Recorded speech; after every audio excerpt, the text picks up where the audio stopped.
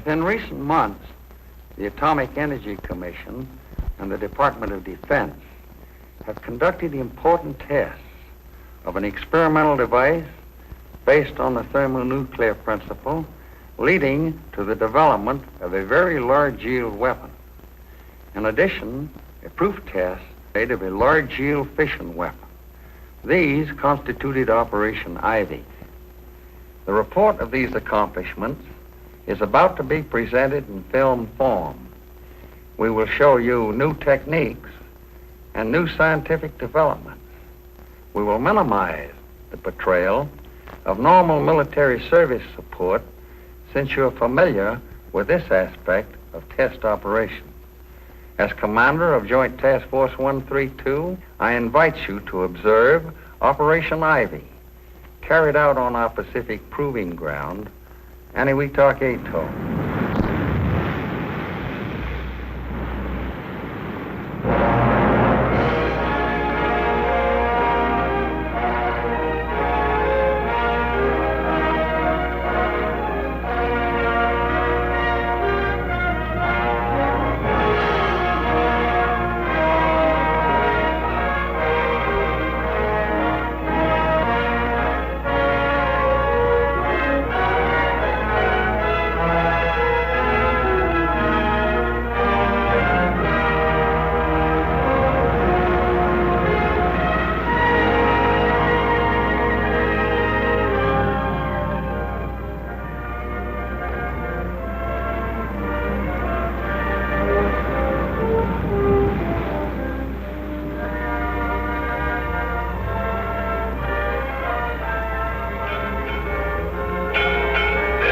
Ahead 1/3, sir.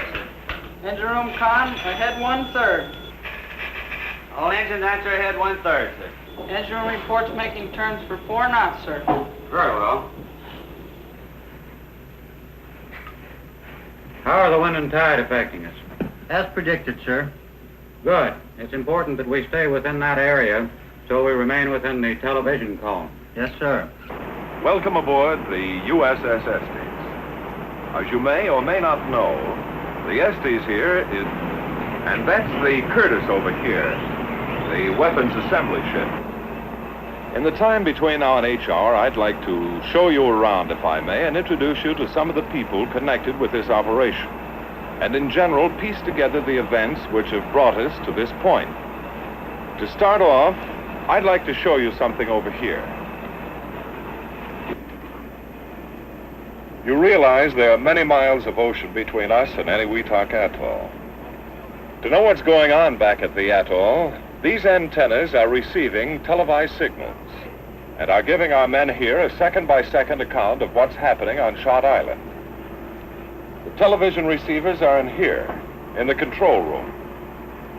Oh, but before going inside, let's take a look at a chart.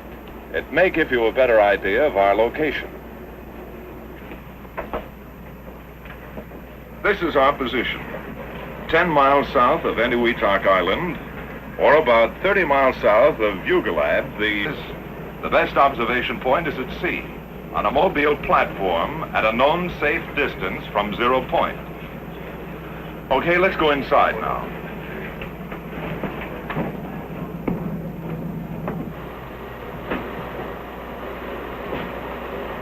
Well, this is it. This is the control room. I'd like to have you meet Mr. Stan Burris, the commander of the scientific task group. Oh, Stan, I wonder if you could tell us something about the operations that go on in this room. Glad to. The screens you see in front of you enable us to monitor the timing and firing system and the cryogenic system. The lights indicate that the timing signals are functioning properly. The dials, this collection of dials, indicates that the liquid deuterium is in the proper state for firing. If you will look close, you will see that it is now 55 minutes before H-hour. As time clicks off, more and more lights come into operation. This is the 1-minute light, 30 seconds, 5, 1 through firing. Since this is a thermonuclear test, we are using a type of hydrogen in a liquid state. It is necessary to keep a close check on the condition of this fuel. The hydrogen is not in the proper state or at the proper level. It would have such a marked effect on the results that there is no point in continuing the experiment, in which case we would postpone the shot. Is there any chance of that so far, Bob? No, there isn't, Stan. The cryogenic system has been operating perfectly for several days, and we're not particularly working. That's fine. I have here a layout you may be interested in. This diagram will give you a general idea of the whole setup. Data from the sequence timer is piped over to a display panel. Likewise, cryogenics data is piped over to this display panel. This kind of display panel is new to atomic test work because of the large number of remote control and metering problems encountered in this operation. For one thing, the master timing and metering apparatus is located next door to the shot cab, being placed some 20 miles away on Parry Island, as is usually done. This close view is possible, of course, because the lens of a television camera, rather than human eyes, is watching events. So cryogenics data piped direct from Mike and information from the sequence timer is transmitted from the small building attached to the main cab and is relayed by way of a TV antenna atop a 375-foot tower to the Estes. So that's the flow. From timer on through to display panel, cryogenics data to panel, picked up by a television camera and relayed on out to the Estes. A very ingenious arrangement. But what happens if you have to stop the firing mechanism, or can you stop it? We can stop it all right if we have to. We have a radio link direct to the firing panel in the shot cab. If we have to stop the shot, we simply push this button. Just a simple flip of the wrist, huh? That's right, but a lot of work goes down the drain. You understand we don't want to stop this thing unless it's absolutely essential. Can understand that. Say, I was out on deck when you fellas returned. Well, that is when the firing party returned. What happened out there on Shot Island? If you'll excuse me, I suggest you talk to Colonel Lunger about that. I have a timing signal coming up. All right. So then, Dick, the firing party's big job is to see to last-minute details of arming and firing and to make sure that the Shot Island is secure. That's the broad brush of it, yes. I've been a member of firing parties before, but different somehow. A man standing, as I stood, on the outside of the building housing the mic device couldn't help but feel, to sense the importance of this moment. Inside, a handful of men were making a final check. We're arming a device which could be the key to a new era in atomic weaponeering. I don't know just how the others felt, but I felt small when I thought of the experiment being readied inside. This one test could take us out of the realm of kilotons into a fantastic world of megatons. And then, at H-6 hours, the job was finished. The mic device was on its own and ready. We all moved to take a final look at the gadget, which represents a year of intensive engineering. As we moved toward the pier, one couldn't get away from the feeling of being alone, of knowing you were the last to leave an island which might be shocked beyond human re-entry. We made the run from Shot Island down to the anchorage of the Estes off Parry in a fast crash boat. After, the Estes made way through the deep entrance between Parry and Japtan Islands, out to a point 10 miles southeast of Parry, the rendezvous area of the task force ships. We finished our job at the cab, came over the side, and here we are. Waiting on station just like everyone else. Well, we won't have to wait much longer, Dick. All right, thanks.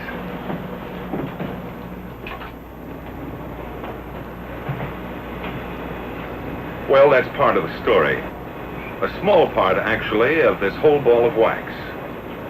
An operation like Ivy has many facets, some large, some small. Behind the present activities on this ship, behind what went on at the atoll itself, whatever preparations had to be made in the States, is the broader story of policy, philosophy, of planning. Now, this deeper story, the background, so to speak, has its roots entwined in the international picture, in the larger aspects of the atomic weapons development program, in complex scientific conclusions. Not long ago at Los Alamos, I was talking to Dr. Alvin C. Graves, head of the test division there. He's on board now in Flag Plot as the scientific deputy to the task force commander. He's one of the men who can tell us about the thinking behind this operation. And we're not really sure of what progress the Russians have in the business of nuclear research. And so the only safe assumption to make is that they're interested in producing a fission bomb and to use it as some sort of trigger mechanism for a hydrogen bomb. It's obvious we don't want them to have a hydrogen bomb before we do. And so time is urgent. Time is the thing we have to beat. Dr. Graves, the historical side of this operation is particularly important. I wonder if you'd mind speaking right to our camera. Not at all. First, let's go over this business of the hydrogen bomb. Why use hydrogen? Hydrogen permits us to have an inexhaustible source of energy. It's plentiful. We don't have to worry about the critical mass limitation. Second, we can get hydrogen very cheaply. If we can use deuterium, we can distill it from ordinary seawater. We're floating on it right now. That's very interesting, Doctor. But what is deuterium? That. First, let's consider ordinary hydrogen, such as is used commercially. An atom of this kind of hydrogen has the simplest nucleus known. It has one proton. But hydrogen exists in two other isotopic forms. Deuterium, which has a neutron in addition to the proton, and tritium, which has two neutrons and one proton. Ordinary hydrogen is not considered a good bomb fuel, and tritium, because of its expense and rarity, can only be used in limited quantities. You know, there's one thing I can't quite put together. That's this business of success or failure. I've heard there's a 50% chance of its failing. Now, this low margin of success wasn't true on the other shots, was it? No, it wasn't. Let me try out the Admiral's chair. Sure.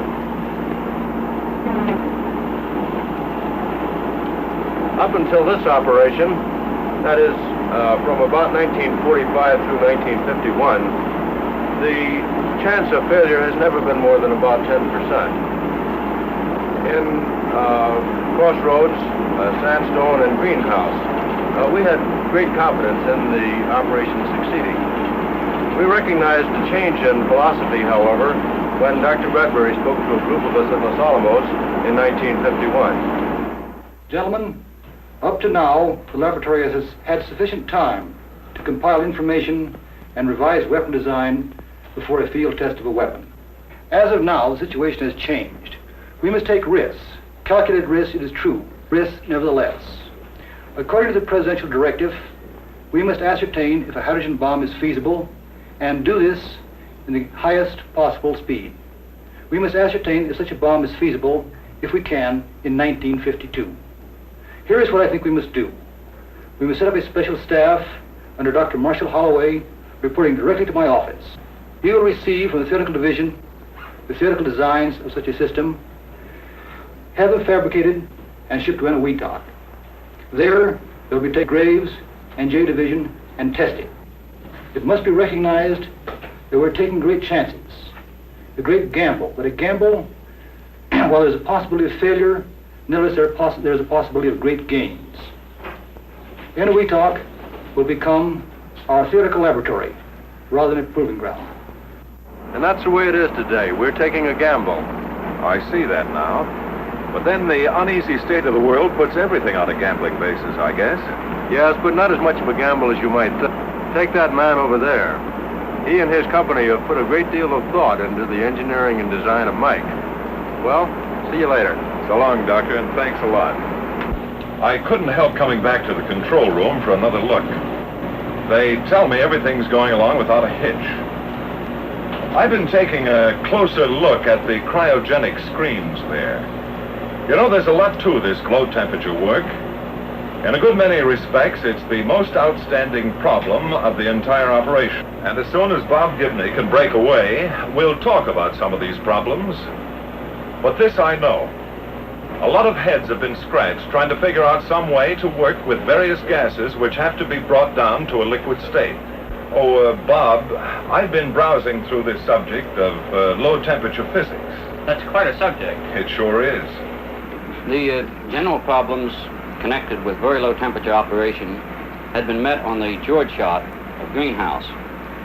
The amount of thermonuclear fuel for my shot is considerable. Do you remember the buildings in the south end of Perry, near the airstrip? Yes, I do, Bob. Well, that's the liquefaction plant. The original plant was established during greenhouse. Because of the difficulties in transporting, the decision was made to produce liquid hydrogen at Enowetok rather than in the States. But for Ivy, it had to be expanded considerably. The capacity of the original hydrogen plant was doubled for the production of liquid deuterium, and a new plant for the production of hydrogen with a capacity 4 times the old greenhouse model. The small nitrogen plant was expanded 8 times its original size. For Operation Ivy, the Perry Island plant operated continuously for 3 months to produce the necessary low-temperature liquids needed in the experiment. But of course, you don't put a material so difficult to make and so difficult to keep in milk bottles. You use special containers called dewars, which are simply outsized thermos bottles. These dewars were made in Massachusetts by the Cambridge Corporation and driven out to Boulder, Colorado for testing. Each dewar is mounted on its own truck with its own refrigeration plant and generator. Against the picturesque background of the Flatiron Range of the Colorado Rockies, these dewars were filled with liquid hydrogen at the cryogenics lab of the National Bureau of Standards. This plant, set in an unpopulated area, is the largest of liquid hydrogen today, and hydrogen is essential for a practical shakedown test. The climax for these dewars came out here at Enowetok when they were actually used for the job intended, transport. Since production of thermonuclear fuels might be needed on future tests at Enowetok, it was thought best to put the liquefaction plant on Perry Island instead of on the Shot Island, where it probably would be destroyed. But this meant a satisfactory means of transporting liquid hydrogen to the Shot Island. This type of exaggerated thermos bottle mounted on wheels was the answer. A dewar is constructed to isolate the contents of the dewar from the outside temperature, so no heat can leak in. Contained within the boilerplate outer shell is an inner shell made of stainless steel with a vacuum in between. This is the container which holds the liquid hydrogen. A radiation shield made of copper surrounds the bottom half of the inner shell. There are 2 bottoms to the radiation shield, and in the space between them, there is room for liquid nitrogen. The purpose of the radiation shield is to provide a barrier to the flow of heat. The heat which does leak in boils away the nitrogen first, thus protecting the liquid hydrogen. But even with all these precautions, another source of heat still occurs in the inner shell. This is mainly due to a special property of hydrogen. The molecules of hydrogen, as a gas, exist mainly in a state ortho. At first, when the gas is liquefied, the molecules stay in their original state. However, within a period of some 2 weeks, the molecules rearrange themselves into a state called the para. This is a natural phenomenon which always occurs. In this transfer, heat is given off, actually sufficient heat to boil off 2/3 of the liquid hydrogen. To take care of this excess heat, a special refrigerator has coils located in the inner shell.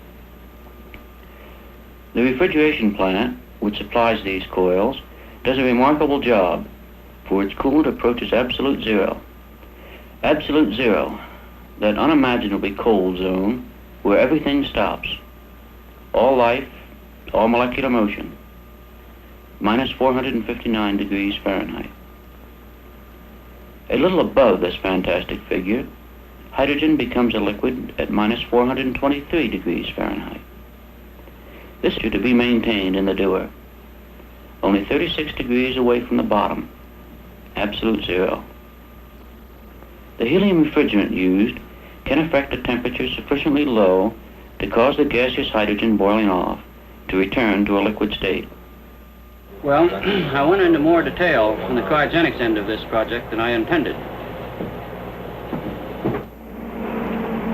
Well, so far, we've pieced together quite a bit of this operation.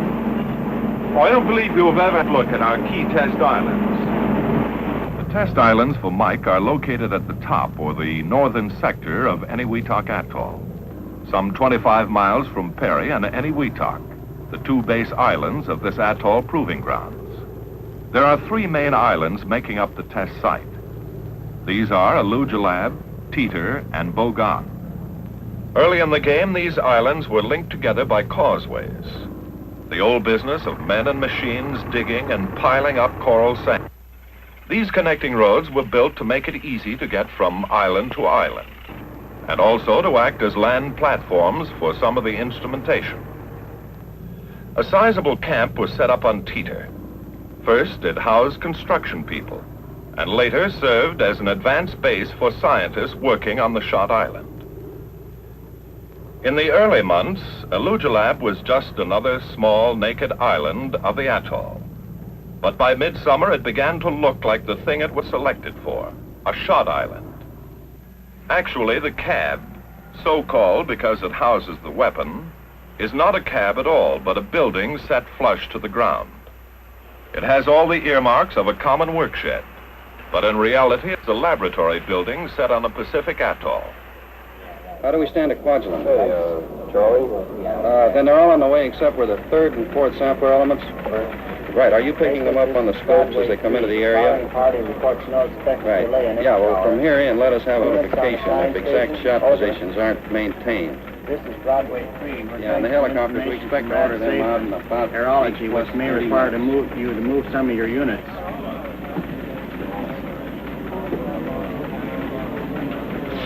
This, as you have probably gathered, is joint operations.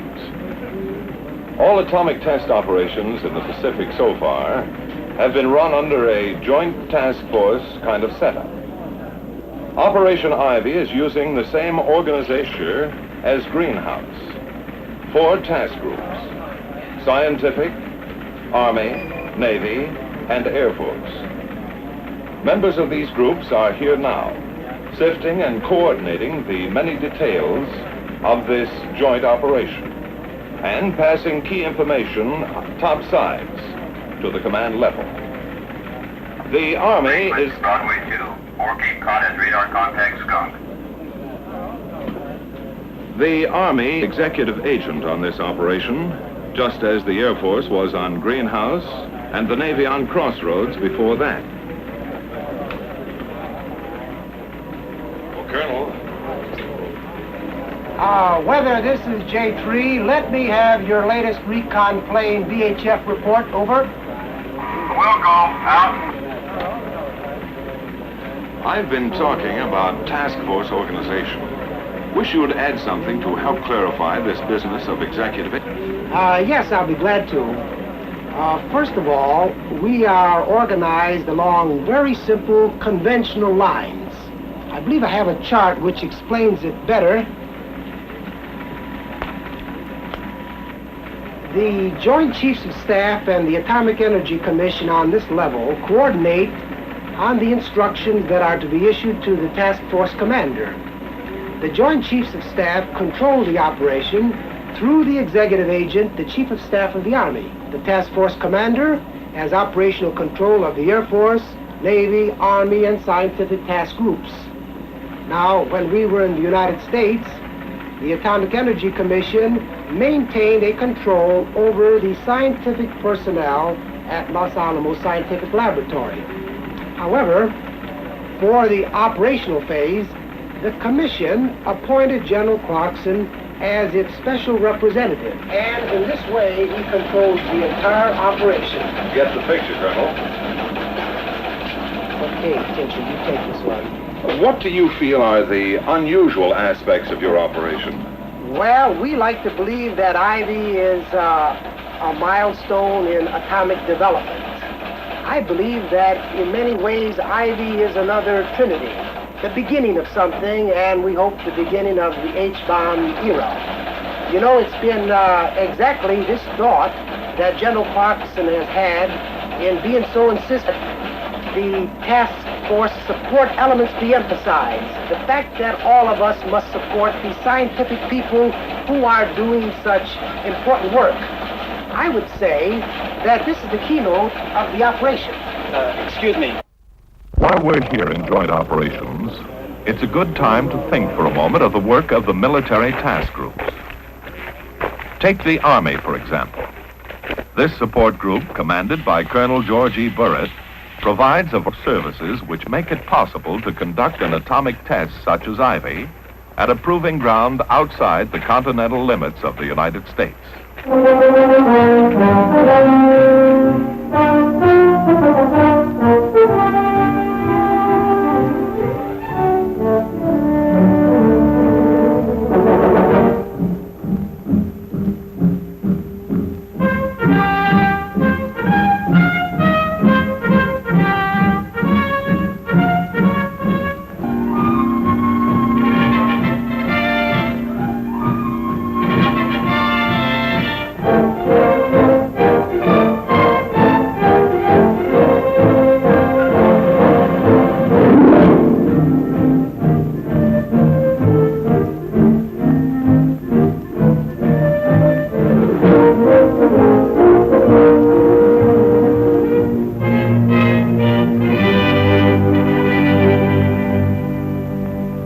At this point in our story, it's necessary to understand the effort behind the collecting of measurement data.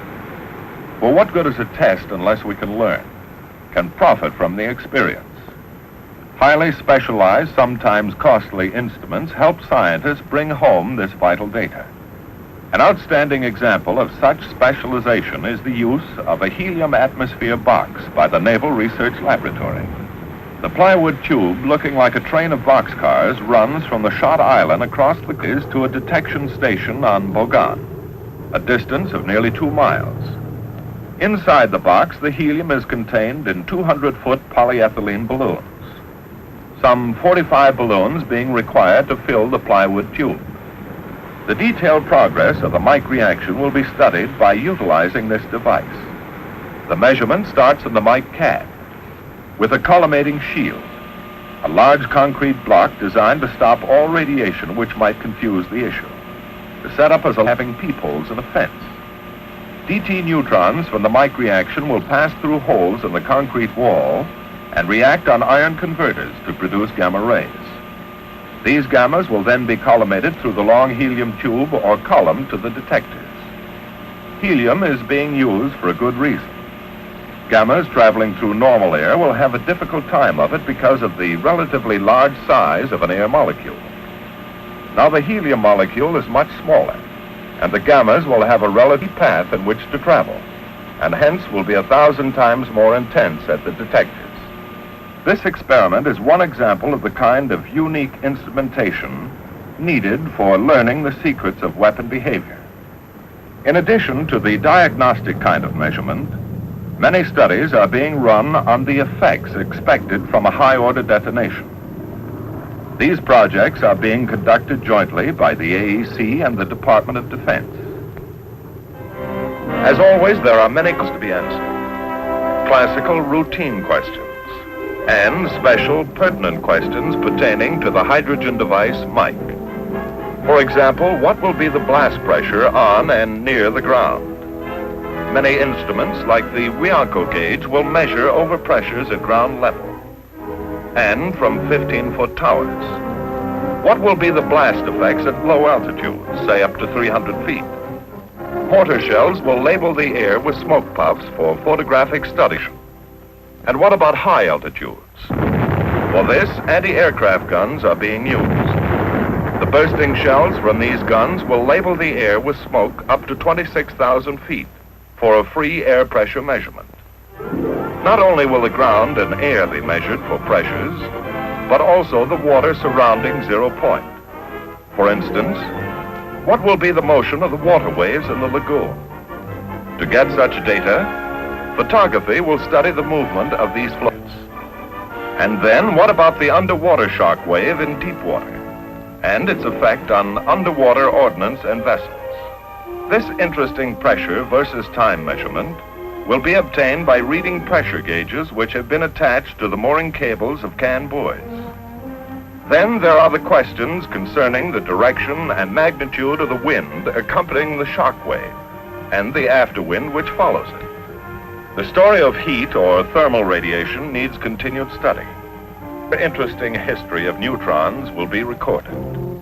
What amounts of external neutrons are present? And what is their energy distribution? Because of the expected size of the shot, the fallout problem is being extensively analyzed. There are questions on the size of the particles, when they got there, and how hot they are. Rafts placed out in the lagoon constitute one method of collecting this information.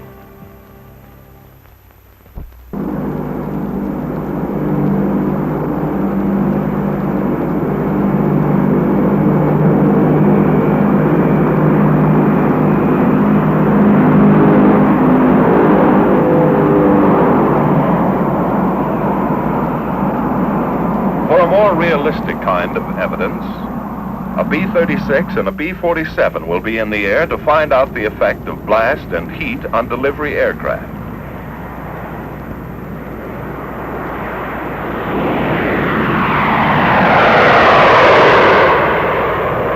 These heavily instrumented aircraft should bring back a record which will indicate whether delivery techniques need to be changed for very high-yield weapons. Well, you could go on and on about the experimental projects being run on this operation, but in so doing, you run up against the same old problem. Each project is so specialized that it becomes a study in itself. So we have given an impression of the 60-odd experimental projects being run on Ivy. Latest word from the control room is that everything's going according to Hoyle. Is the hydrogen level holding? Right, just as calculated. She's holding. She's holding. Isn't that what you're thinking, Crone?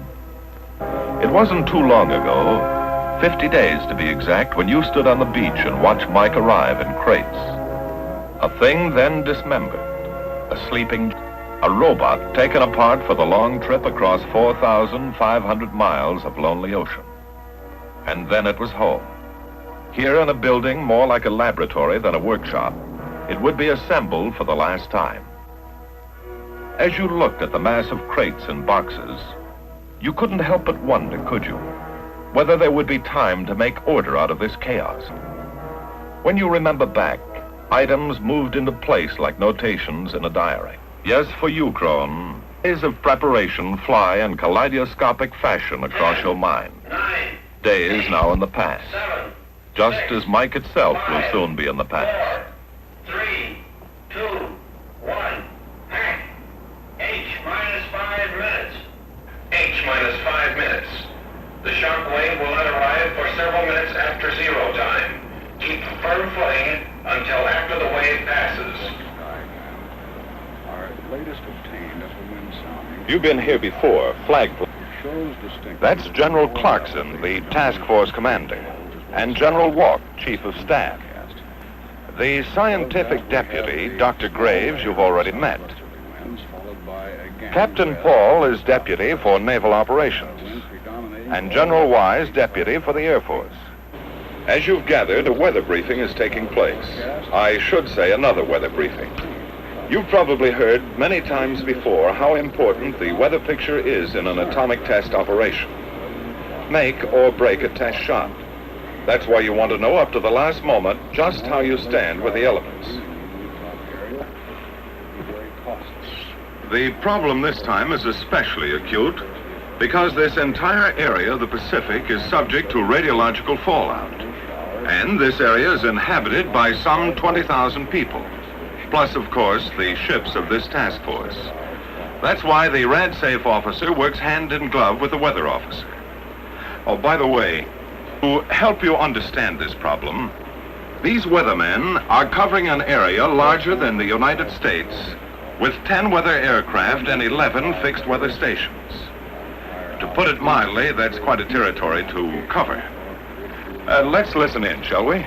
This is a plot of the latest winds received from Inuitak, showing that in the lower levels to 20,000 feet, we have a typical trade situation, followed by southerlies aloft, by westerlies above, which extend clear up to 85,000 feet. This is just about as good as we can expect.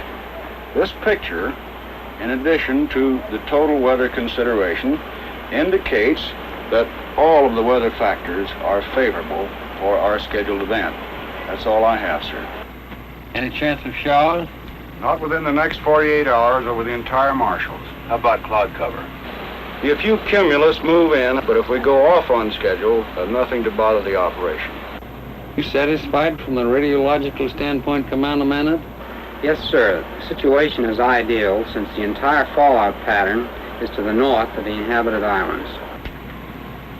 Thank you, gentlemen. The time is now H minus 2 minutes. Okay, I'll check with Stan. Minus 2 minutes. One quick question, Dr. Graves. Well, that'd be quick. We haven't much time. I see. How soon after the shot will you know how big Mike went at? We will get rough estimates like from a few minutes after the shot. See you later. Right. Why, sir? You have a grandstand seat here to one of the most momentous events in the history of science. In less than a minute, you will see the most powerful explosion ever witnessed by human eyes. The blast will come out of the horizon just about there. And this is the significance of the moment. This is the first full skit of a hydrogen device.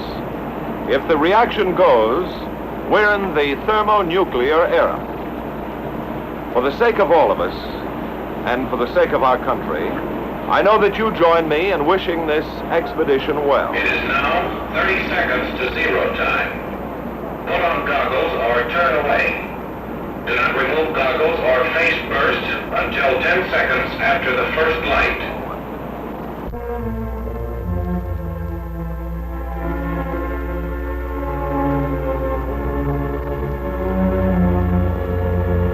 Minus 15 seconds.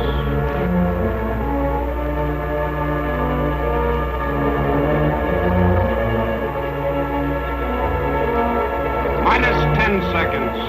9, 8, 7, 6, 5, 4, 3, 2, 1, T0.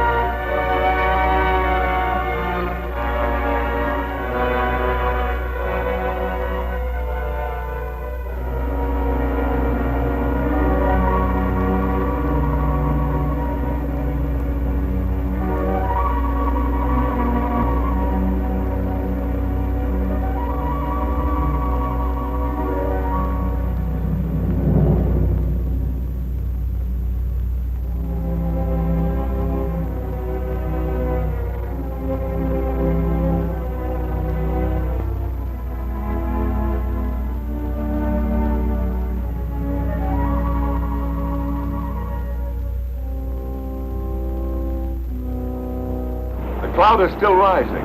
70,000 of the last estimate I heard is true. And up there at this moment at about 45,000 are the sampler aircraft. F-84Gs, manned jet fighters, are being used exclusively on this operation. Experience has proven that manned aircraft are just as efficient and much less costly to put in the air than our drones for sample collecting.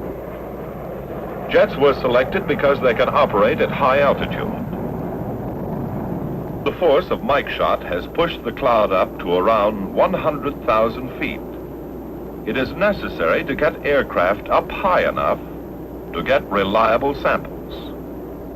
Even at that, they're scraping the bottom of the barrel, so to speak.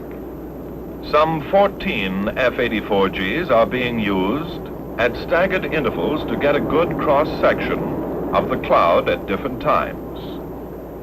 The jets, which are based on quadrillin, also have the necessary to make them good sample collecting machines. For the relatively short length of time the pilot is in the area, he gets a good sample per rate of contamination. One of the disadvantages of using jet fighters is their range. To handle this problem, KB-29 tankers, flying gas trucks, are in the air to refuel the jets on the way back from their sampling mission. The jets are also short on over-water navigation aids. All the functions normally thought of as being controlled from a ground air operations center. A B-36 is also in the air as another kind of control ship, like a football coach running the game from the sidelines. A scientific controller watches the formation of the cloud and directs the samplers in for their runs. When a sampler aircraft has obtained its allotment of contamination, it has done its job and returns to Quadge. That's part of the air story going on right now. Other aircraft are getting ready to track the cloud and also to collect samples for long-range detection studies. Dr. Graves? Well? Yeah. Do you know the yield on Mike yet? I'm just going to find out now. Come along. The bang meter records are in. The dots indicate the time in milliseconds. Well, what's the verdict, Herb? About 12 megatons, Al. Nice going.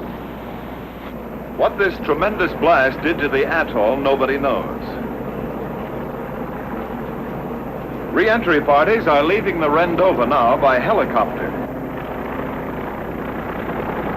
The Navy Task Group, commanded by Rear Admiral Wilkins, has the problem of providing the means to re-enter shortly after the blast, to get exposed film, samples, and other scientific data. Since no land mass is available, the problem is complicated. Re-entry from a ship.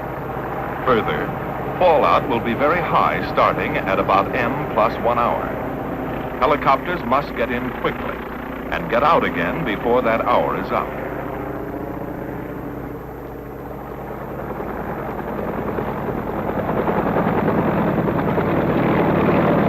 One survey group is leaving here from the Estes. I can't go along, but you can, and see for yourselves, through the eyes of the camera, what has happened back on the atoll.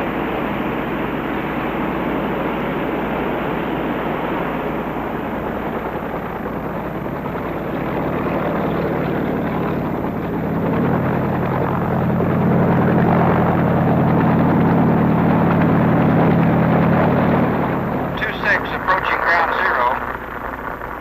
Coming up on Bogon. The detection station on Bogon appears to be in good shape. No visible sign of plywood tube. All seem to be swept clean. Ugilab is completely gone. Nothing there but water and what appears to be a deep crater. Water dark blue in color. Well, the Mike phase of Operation Ivy is about over. The next and final phase, King Shot, will be an airdrop of a large yield fission weapon. And for this, I'll leave you to the air.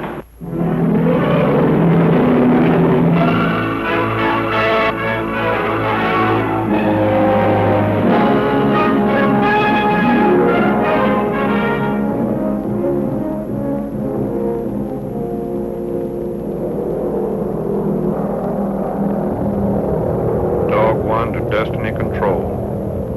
Leveling out at 8,500 feet for IFI. The drop aircraft for King, this B-36, is on its way to the target point.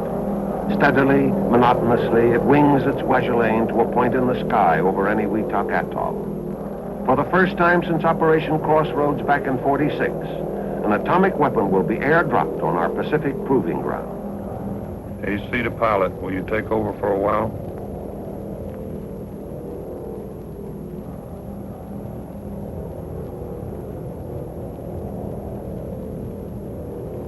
And you, Colonel, what are you thinking as you relax for a moment from the controls of this strategic bomber? This bomber whose cockpit now is a closed room, curtained off from possible dangerous effects of heat and light. Are you thinking of the mission, or of Kwajalein, or perhaps of home? Home you certainly can't call Kwajalein home, even though it now looks like an extension of the Carswell Air Force Base. Talk about crowded. In addition to the normal complement of the island, Kwaja's been the major base for our Air Force ever since this operation began. This small atoll island is the jumping-off spot for the air group, commanded by General F.E. Glansberg. Operation Ivy isn't like Greenhouse, when Eniwetok Island was used in addition to Kwaj. In a sense, Weetok is still used, but just for L-13s and copters, aircraft easy to evacuate. Look at this lineup on the Kwaj airstrip. Samplers, tankers, weather ships, photo aircraft, trackers, control planes, drop aircraft. Looks like it's harder to find a parking space here than in downtown Fort Worth on Dollar Day. But now, Kwaj you, Colonel, and you're on your way to doing something big. Big, like you were told back at the briefing. So much for the operational plan. Perhaps some of you are wondering about the idea behind the dropping of such a high-yield weapon. General Glansberg has a few words he'd like to say to you on this subject.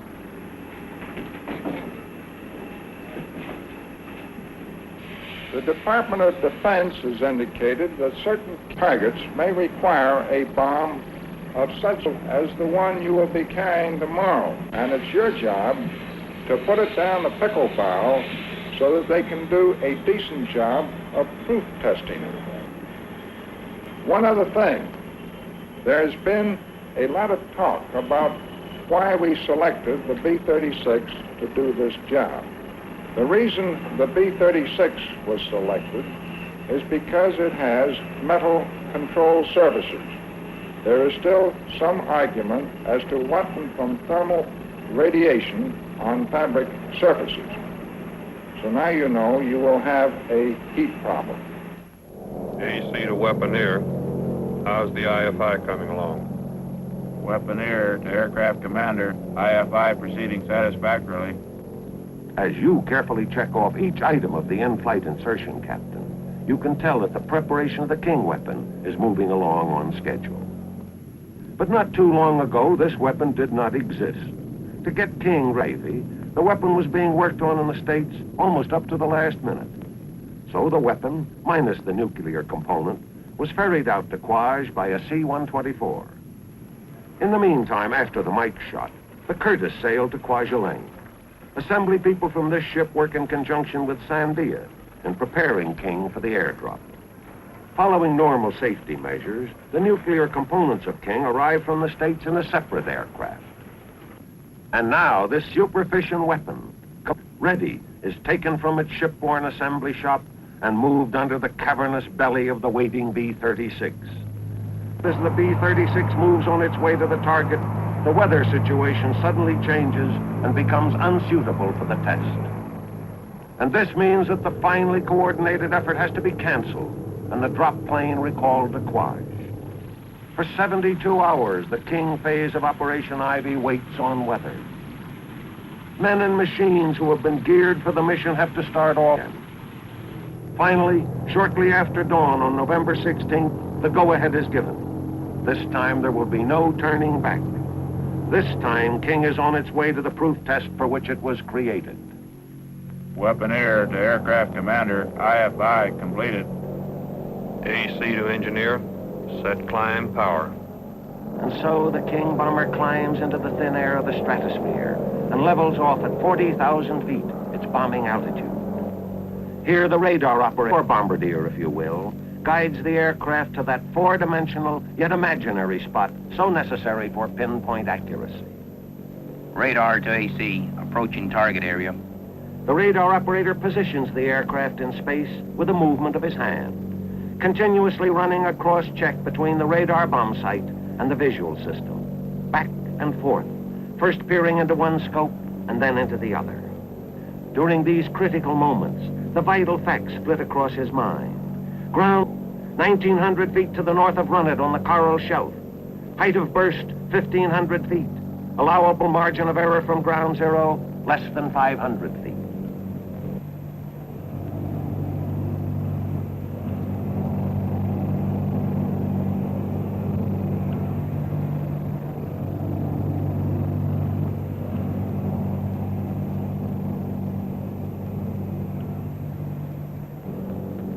0.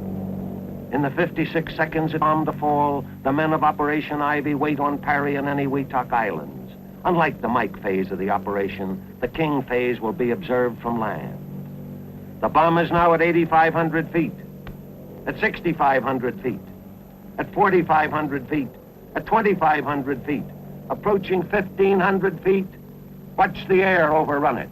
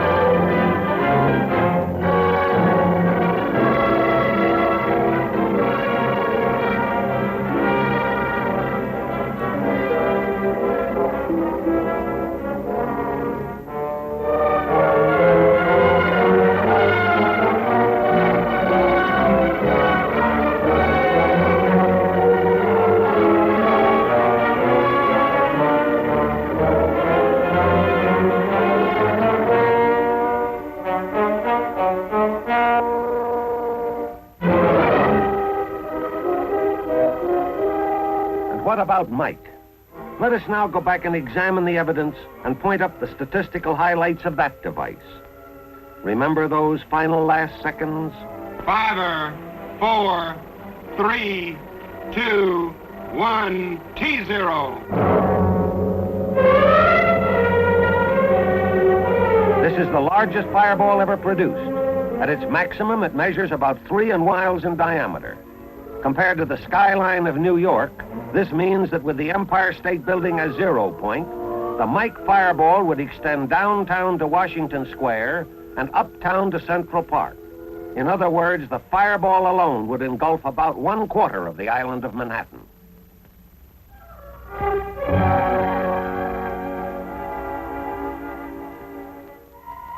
The tremendous upsurge of air from the detonation rapidly pushes up the Mike cloud. Again, nothing of the width has ever before been witnessed. If the picture is stopped at this point in the cloud's growth, the height of the cloud is approximately 40,000 feet. This means that 32 Empire State Buildings at 1,250 feet per building could be piled one on top of the other before they would attain the cloud's height at this time, roughly 2 minutes after 0. Some 10 minutes later, the cloud approaches its maximum.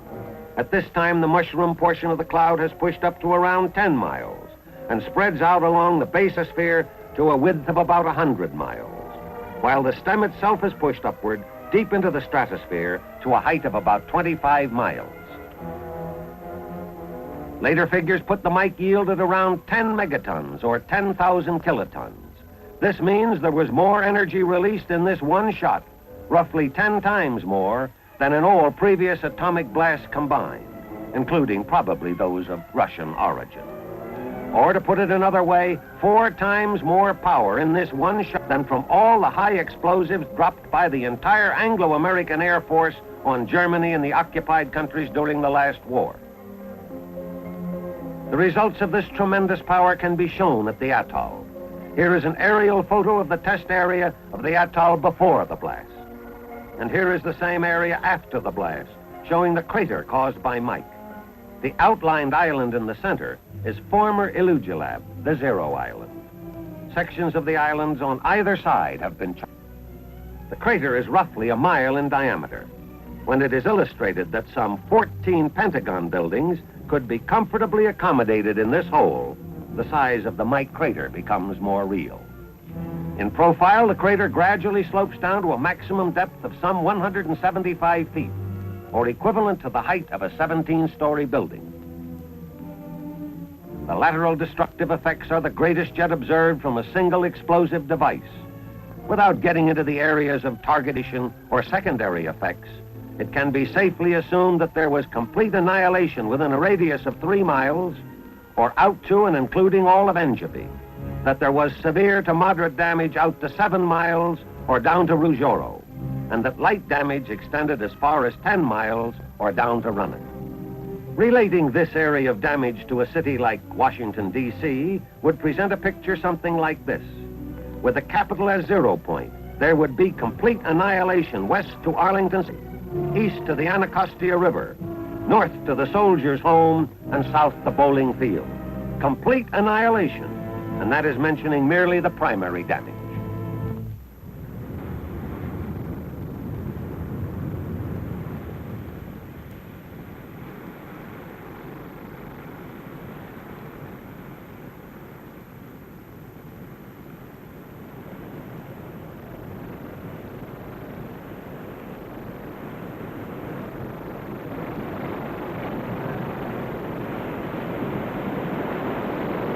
Well, it's all over.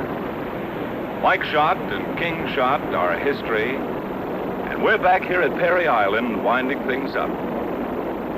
It's been a pleasure to help bring you the story of Operation Idle, the work of Task Force 132. Now that it's all over, I have sort of an inadequate feeling. There's so much more that could have been said. Then, in a presentation of this kind, one can only hope to give the broad brushstroke. And the men who told you the story, we're only able to pick out a few of the many. You get a feeling, even now, that nothing is really over, that this is a breathing spell, like a lull in battle before the next attack. The feeling is on this island, with the men here. Yes, the coral sands of Eniwetok Atoll have viewed events in the fall of 1952, which less than a year and a half before would have been colossal accomplishments. Today, they are calmly accepted. This is characteristic of the progress being made in the weapons development program. What is new today is old hat tomorrow. And of the day after tomorrow, who knows what these Pacific sands may see?